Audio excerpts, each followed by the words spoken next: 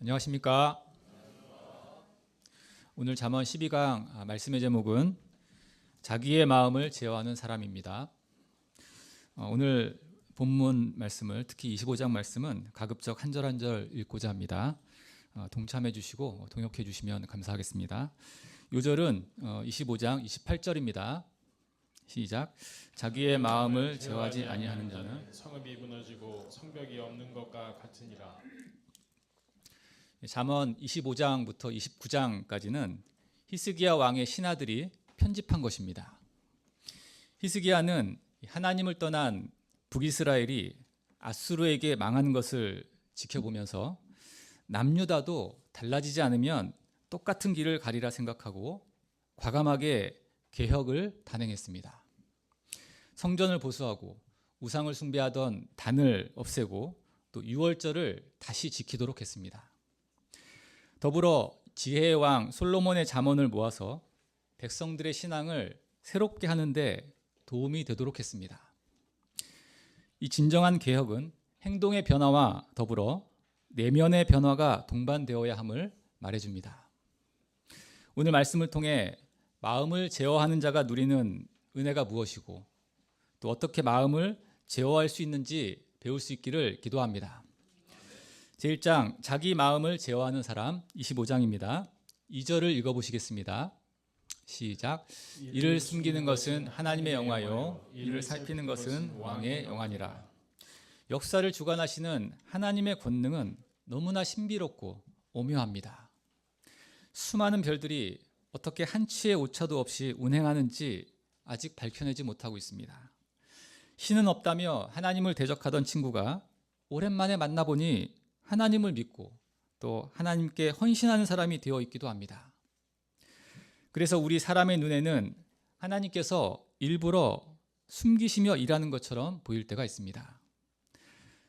반면에 이를 살피는 것은 왕의 영화입니다.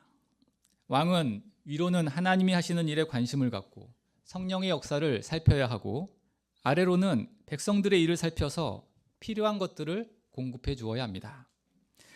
그렇게 이를 잘 살피려면 왕의 마음이 하늘처럼 높고 땅처럼 깊어야 합니다. 3절을 읽어보시겠습니다. 시작. 하늘의 높음과 땅의 깊음 같이 왕의 마음은 헤아릴 수 없느니라.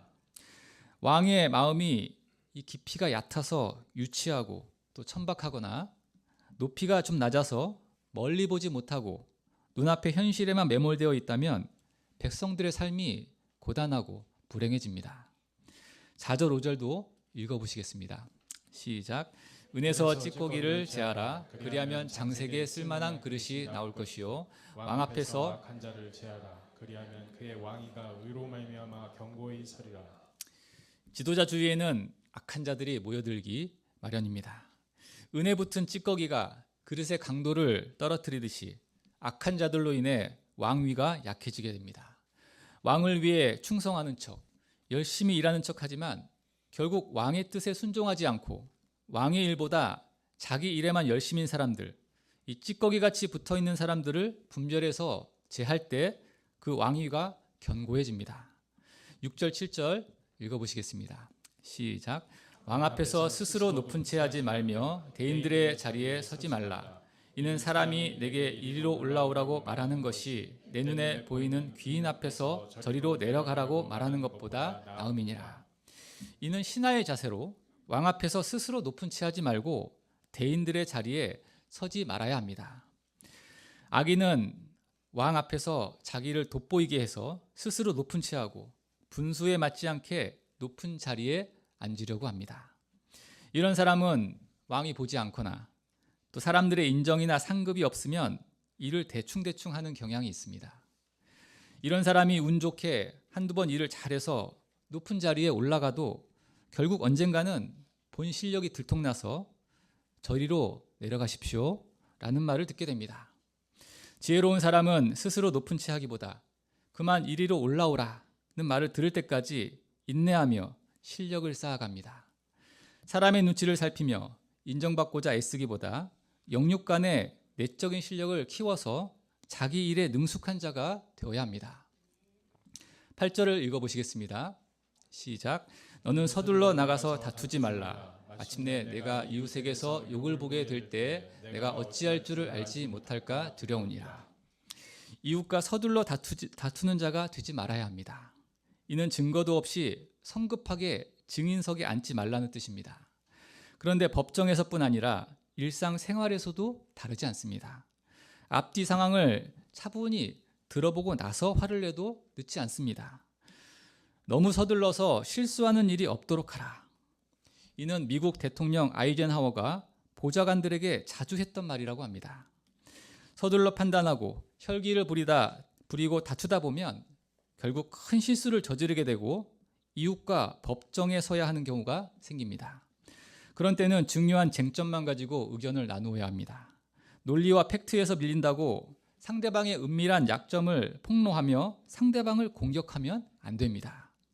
이는 비겁한 짓으로 부당하게 이겨보려다가 그 사람과의 관계성은 깨지고 다른 사람들에게는 신뢰하지 못할 사람이라는 악평을 듣게 될 것입니다.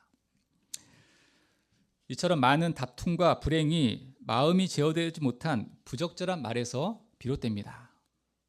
우리는 어떤 말을 해야 할까요? 11절을 읽어보시겠습니다. 시작. 경우에 합당한 말은 아로새긴 은쟁반의 금사관이라. 경우에 합당한 말이란 이 상황에 꼭 필요한 지혜롭고 적절한 말입니다. 너희 중에 죄 없는 자가 돌로 치라. 가이사의 것은 가이사에게, 하나님의 것은 하나님께 바치라. 주여 올소이다마는 상 아래 개들도 아이들이 먹던 부스러기를 먹나이다. 이 얼마나 지혜롭고 아름답고 은혜와 진리가 충만한 말입니까? 우리도 경우에 합당한 말을 하는 목자들이 되어야겠습니다. 적절한 말보다 자기 방어적인 말, 자기 의와 자기 권위를 내세워서 상대방을 무시하고 자기를 높이려는 교만한 말을 하기가 얼마나 쉬운지 모릅니다.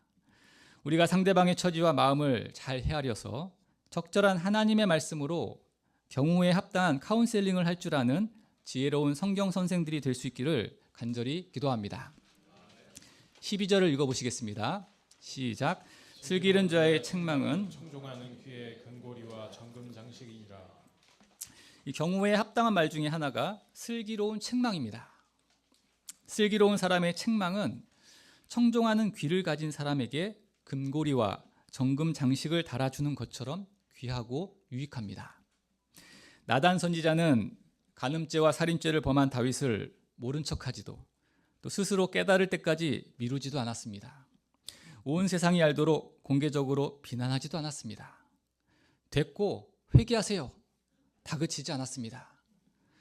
조용히 신방 가서 비유를 들어가며 다윗이 지은 죄가 도덕적인 차원을 넘어서 하나님의 말씀을 업신여기고 하나님 보기에 악을 행한 심각한 영적인 죄임을 깨닫도록 도와주었습니다.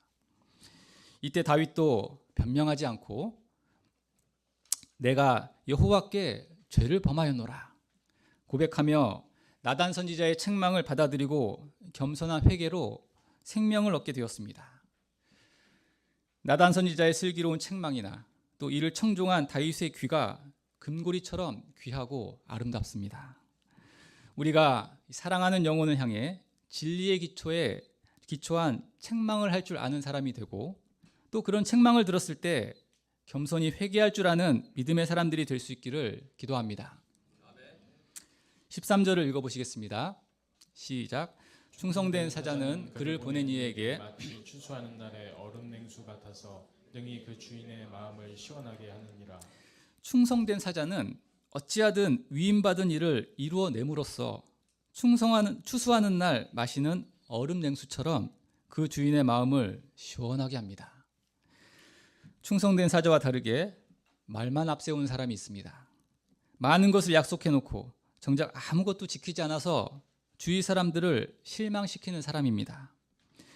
저희들이 비없는 구름과 바람처럼 그럴듯한 말만 하는 사람이 아니라 충성된 사자가 되어서 주인 대신 하나님을 기쁘시게 할 수 있기를 기도합니다.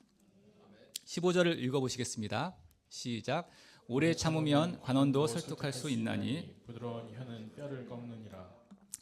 이 세찬 바람이 벗기지 못한 나그네의 코트를 따뜻한 햇빛이 벗기는 것처럼 인내심을 가지고 부드럽고 온유한 말로 설득하면 딱딱한 뼈와 같이 요지부동인 관원의 마음도 움직일 수 있습니다.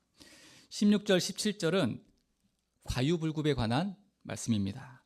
너는 꿀을 보거든 조카리만큼 먹으라. 과식함으로 토할까 두려우니라. 24장에서의 이 송이꿀은 하나님의 말씀을 상징하지만 여기서의 꿀은 즐거움을 상징합니다. 하나님의 말씀은 안 먹어서 문제지 아무리 과식해도 절대로 위를 상하게 하지 않습니다. 그에 반해 꿀처럼 우리에게 즐거움을 주고 힘이 나게 하지만 과하면 안 좋은 것들이 있습니다. 꿀맛 같은 적절한 쉼은 유익하지만 과도한 쉼은 바이오리듬을 망칩니다. 적절한 칭찬은 힘과 위로를 주지만 이것도 과하면 사람을 병들게 할 수 있습니다. 옆집에 누가 사는지 모를 정도로 왕래가 없는 것보다 이웃집에 다니며 교제하는 것이 좋은 일이지만 시도 때도 없이 내 집 마냥 드나들면 미움을 받을 수 있기 때문에 각별히 주의해야 합니다. 19, 20절을 읽어보시겠습니다. 시작. 환난 날에 진실하지 못한 자를 의뢰하는 것은 부러진 이와 위골된 발 같으니라. 마음이 상한 자에게 노래하는 것은 추운 날에 옷을 벗어나고 소다 위에 식초를 부은 같으니라. 살다 보면 내가 환난을 당할 수 있습니다. 이때 너무 다급해서 분별력을 잃고 진실하지 못한 자를 의뢰하기 쉬운데 이는 문제를 해결하는 것이 아니라 부러진 이빨과 또 위골된 발처럼 더욱 고통스럽게 할 뿐입니다. 또 살다 보면 환난당한 이웃을 만나게 됩니다. 이때 상처 입은 영혼을 향해 노래하는 것은 추운 날에 옷을 벗기는 것과 같고 상처에 식초를 붓는 것처럼 고통을 가중하는 것이 됩니다. 지혜로운 자는 환난의 때일수록 내가 듣고 싶은 말을 해주는 사람보다 내가 들어야 할 교훈을 주는 사람을 의뢰합니다. 21절, 22절을 보십시오. 읽어보시겠습니다. 시작. 내 원수가 배고파하거든 음식을 먹이고 목말라 하거든 물을 마시게 하라. 그리하면 핀 숯을 그의 머리에 놓는 것과 일반이요 여호와께서 내게 갚아주시리라. 원수가 어려울 때는 전혀 신경 쓰고 싶지 않은 것이 우리 인간의 본성입니다. 그러나 잠언 기자는 음식을 먹이고 물을 마시게 하라고 합니다. 온갖 은혜와 사랑은 다 받아놓고 배은망덕하게 떠나버린 양이 원수처럼 혹은 왼수만도 못하게 여겨질 때가 있습니다. 그런 양이라도 어려움에 처했다는 소식을 들었을 때 신방 가서 기도해주고 말씀을 주면 양심이 살아나 부끄러움을 느끼고 회개할 수 있습니다. 23절을 보십시오. 남을 헐뜯고 비방하는 혀는 북풍이 생뚱맞게 비를 일으킨 같이 예상치 못한 분노를 일으킵니다. 그래서 다투는 여인, 또 다투는 남편과 크고 좋은 집에서 사는 것보다 자연인처럼 혼자 움막에서 사는 것이 낫다고 합니다. 25절을 읽어보시겠습니다. 시작. 먼 땅에서 오는 좋은 기별은 목마른 사람에게 냉수와 같으니라. 이 말씀은 경성센터 소식부 요절입니다. 제가 학생 목자 시절에 연말연시 때마다 센터에 옹기종기 모여서 선교사님들께 성탄 카드와 연하장을 썼습니다. 평소에도 주일 예배 후에 선교사님들께 손편지를 써놓으면 소식부 목자님들이 그것을 모아다가 우체국에 가지고 가서 국제우편으로 매주 붙였습니다. 편지를 보내고 그 선교사님에게 답장이라도 받는 날이면 그렇게 기쁠 수가 없었습니다. 그런데 요새는 카톡으로 선교사님들과 소식을 주고받는 문화로 바뀌었습니다.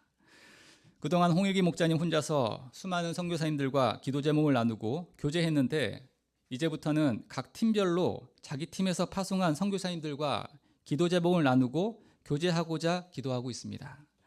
좋은 기별을 전하며 각지에서 외롭게 헌신하시는 우리 선교사님들과 활발한 교제를 나눌 수 있기를 간절히 기도합니다. 또 여기서 좋은 기별이란 반가운 소식이라는 뜻도 있지만 사람을 바른 길로 인도하는 진리의 말씀이나 지혜를 의미하기도 합니다. 선교지에서 투쟁하는 우리 선교사님들과 또 우리에게 좋은 말씀이 좋은 기별이 되어 냉수와 같이 기쁨과 위로가 되게 하사 날마다 새 힘을 덧입혀 주시기를 기도합니다.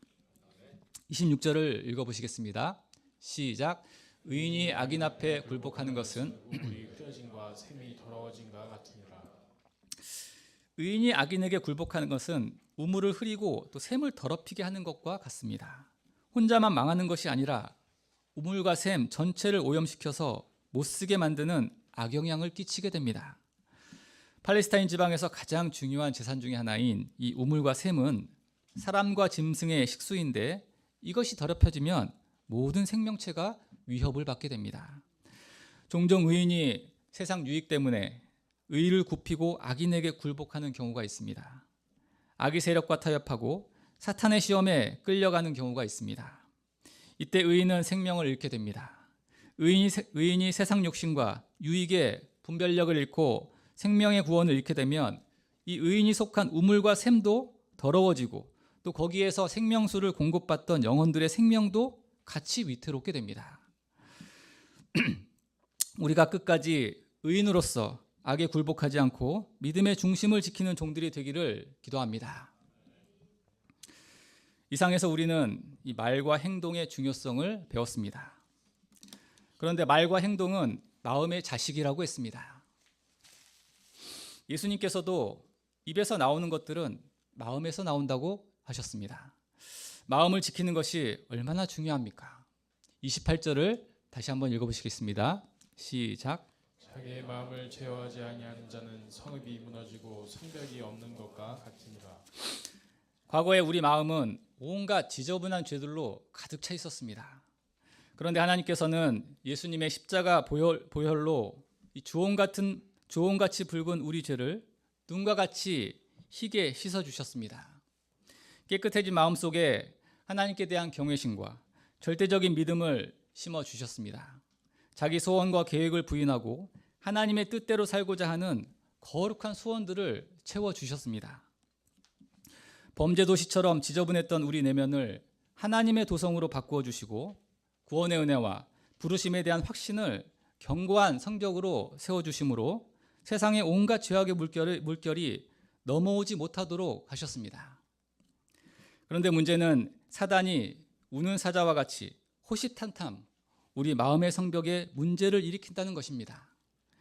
잠언 기자는 자기의 마음을 제어하지 아니하는 자는 성벽이 없는 것과 같다고 했습니다.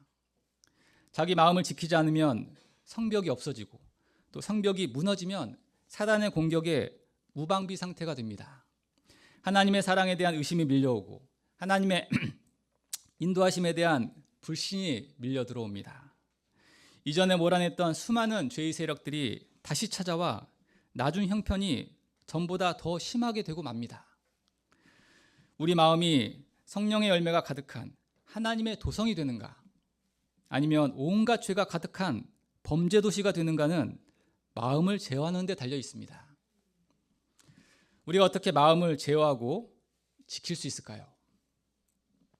챗 GPT에게 물어보니까 운동을 하고 일기를 쓰고 예술 활동을 하면 도움이 된다고 했습니다. 잠을 충분히 자고 규칙적인 생활을 하고 너무 이 근시안적으로 살지 말고 장기적인 계획과 목표를 가져보라고도 했습니다. 그런데 문제는 이런 것들을 행할 힘이 없다는 데 있습니다. 셀프 컨트롤이 어려운 것은 이 셀프, 곧 자아가 죄로 인해 병들었기 때문입니다. 사도 바울이 개척한 에베소는 음란과 정욕으로 깊이 병든 도시였습니다. 바울은 밀레도 고별 메시지에서 에베소 교회 장로들에게 에베소를 개척할 당시 이 죄로 병든 양들에게 하나님께 대한 회개와 우리 주 예수 그리스도께 대한 믿음을 가르쳤다고 간증했습니다.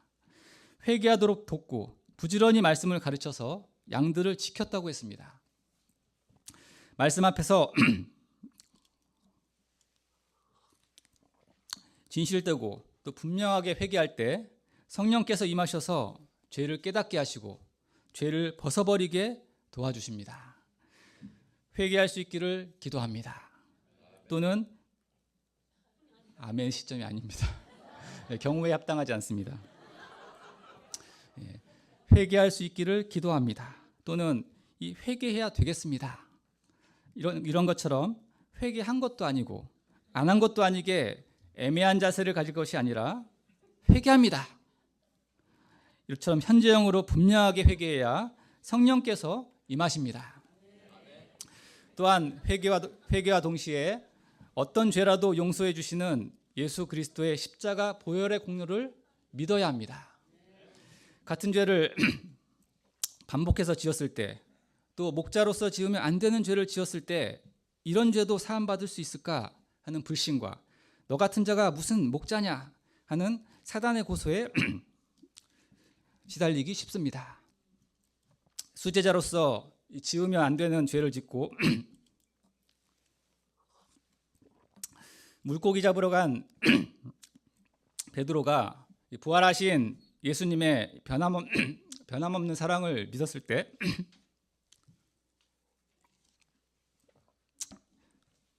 주님은 주님과의 사랑의 관계성을 회복시켜 주시고 다시 양을 먹이는 목자로 살게 하셨습니다. 말씀에 기초한 회개와 또 주님께 대한 믿음이야말로 우리의 마음을 지켜주는 견고한 성벽이 됨을 믿습니다. 우리가 잠언 말씀을 통해 겸손과 인내와 충성과 절제를 배워서 하나님의 백성다운 모습으로 성장하는 것이 필요합니다. 그러나 더 중요한 것은 우리 마음을 제어하여 믿음을 견고하게 하는 것입니다. 이 시간 우리 마음의 성벽을 점검해 보면 좋겠습니다. 날마다 말씀에 기초해서 회개하고 어떤 상황에서도 나에 대한 예수님의 변함없는 십자가 대속의 사랑을 믿음으로 우리 마음의 성벽과 성읍이 견고해져서 어떤 사단의 유혹과 핍박에도 무너지지 않고 지켜지게 하시기를 간절히 기도합니다. 제2장 자기 마음을 제어하지 않는 사람 26장입니다. 26장에서는 마음을 제어하지 않는 자들의 여러 가지 모습들이 나옵니다. 첫째, 미련한 자 1절을 보십시오. 미련한 자에게는 영예가 적당하지 아니하니 마치 여름에 눈 오는 것과 추수 때에 비 오는 것과 같으니라. 미련한 자에게는 영예가 적당하지 않습니다. 미련한 자에게 직분을 주는 것은 재앙과도 같습니다. 여름에 눈이 오는 것처럼 무익하고 또 추수철에 비 오는 것처럼 해롭습니다. 심지어 돌에 물매를 매는 것처럼 위험하기도 합니다. 말에게 채찍이 필요하고 또 나귀에게 재갈이 필요한 것처럼 미련한 자에게는 영예 대신 깨우치게 하는 막대기가 필요합니다. 또한 미련한 자의 어리석은 행동을 옹호하거나 따라하면 어리석은 것을 옳다고 인정하는 것이 되므로 그때는 대답하지 말아야 합니다. 그와 별개로 미련한 자에게 그의 어리석음을 따라 대답하라는 것은 그의 어리석음을 드러내는 대답을 하라는 것입니다. 곧 미련한 자의 것을 따라하지 말고 미련한 자를 깨우치는 말을 해서 그를 돕는 자가 되라는 뜻입니다. 어리석은 자라고 생각되면 무시하고 또 상대하지 않으려 하기 쉬운데 그를 깨우치는 사랑의 수고를 하는 것이 옳은 것임을 가르치십니다. 9절을 보십시오. 미련한 자의 입의 잠언은 술 취한 자가 손에 든 가시나무 같으니라. 미련한 자의 잠언은 술 취한 자가 가시나무를 든 것처럼 위험합니다. 잠언이 바늘로 찌르는 말이라는 뜻이기는 하지만 미련한 자가 뱉는 거짓 지혜는 듣는 이를 진짜로 찔러서 해를 입힙니다. 온갖 것을 만드는 장인이라도 이처럼 미련한 자에게 직책을 주고 일하도록 하는 것은 무익하고 위험한 일임을 가르쳐줍니다. 미련한 자가 안타까운 것은 그 미련한 것을 거듭 행하는 데 있습니다. 11절을 보십시오. 개가 그 토한 것을 도로 먹는 것 같이 미련한 자는 그 미련한 것을 거듭 행하느니라. 개가 먹지 말아야 할 것을 먹고 토했음에도 그것을 금세 잊어버리고 또다시 먹는 것처럼 미련한 언행으로 힘든 일을 겪고 나면 회개하고 마음을 돌이켜야 하는데 개처럼 미련한 삶을 반복합니다. 경험을 통해서 아무것도 배우지 못하면 계속해서 힘들고 괴로운 인생을 살 수밖에 없습니다. 둘째, 게으른 자. 게으른 자는 길에 사자가 있다, 거리에 사자가 있다며 밖으로 나가려고 하지 않습니다. 게으른 자는 이불 밖은 위험하다며 이불 속에만 있고자 합니다. 문짝이 경첩을 따라서 도는 것 같이 침상에서만 움직입니다. 게으름의 만렙, 최고수는 이미 그 손을 그릇에 넣고도 그것을 입까지 올리기를 괴로워하는 사람입니다. 마음만 먹이면 얼마든지 할 수 있는 아주 쉬운 일도 귀찮아합니다. 또 조금만 더 하면 마무리를 지을 수 있는데도 귀찮다고 미루다가 끝을 보지 못합니다. 시작만 있고 뭐 하나 제대로 끝맺음이 없는 인생을 살게 됩니다. 셋째, 다툼을 좋아하는 자. 17절을 보십시오. 길 가다가 남들의 다툼에 간섭하지 말아야 합니다. 다툼에 끼어들면 한쪽 편을 들게 되기 쉬운데 다른 편 사람으로부터 개의 귀를 만졌을 때처럼 자칫 봉변을 당하기 쉽습니다. 횃불을 던지며 화살을 쏘아놓고 이웃에게 치명적인 피해를 끼쳐놓고 나서 장난이었어, 농담이었어 라고 말하는 무책임한 자들도 그와 같은 일을 당하게 됩니다. 다툼을 좋아하는 자 중에 유독 말쟁이가 많습니다. 말쟁이란 단지 말을 많이 하는 사람이 아니라 나쁜 소문을 퍼뜨리는 사람입니다. 나무가 닿으면 불이 꺼져야 되는데 꺼지듯이 말쟁이가 없어지면 다툼이 멈추게 됩니다. 반면 말쟁이가 있는 곳마다 타는 불에 나무를 더해 불길을 키우는 것처럼 다툼이 점점 커집니다. 말쟁이들이 보통 이 사람 저 사람 많은 사람을 만나고 다니기 때문에 사회성이 좋아 보이지만 결국은 다툼과 분열을 일으키기 때문에 조심해야 합니다. 남에 대한 악소문은 별식과 같아서 뱃속 깊은 데로 내려가서 오랫동안 마음 깊이 남아있게 됩니다. 우리는 할 수 있는 대로 좋은 말, 덕이 되는 말을 듣고 또 전해야겠습니다. 마지막으로 넷째, 원수. 입술은 온유한데 마음이 악한 자들이 있습니다. 겉으로 부드러운 말에 속기 쉬운데 정체는 원수임을 알아야 합니다. 말에 속지 말고 마음에 담긴 가증함을 보아야 합니다. 함정을 파고 돌을 굴리지만 정작 자신이 그 함정과 그 돌에 빠지고 치입니다. 말로 끼치는 피해 또한 강도의 폭력 못지않은 많은 상처를 줄 수 있습니다.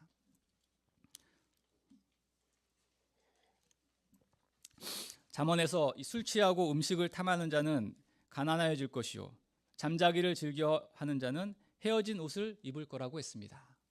저는 PC 시절 술에 잠긴 자요 또 문짝이 경첩을 따라 돌듯 침상만을 돌던 게으른 자였습니다.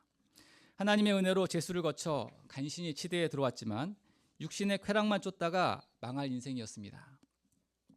이런 자에게 하나님께서는 송이꿀과 같은 말씀을 주시고 술과 잠이 주는 즐거움과는 차원이 다른 영혼의 기쁨을 맛보게 하셨습니다.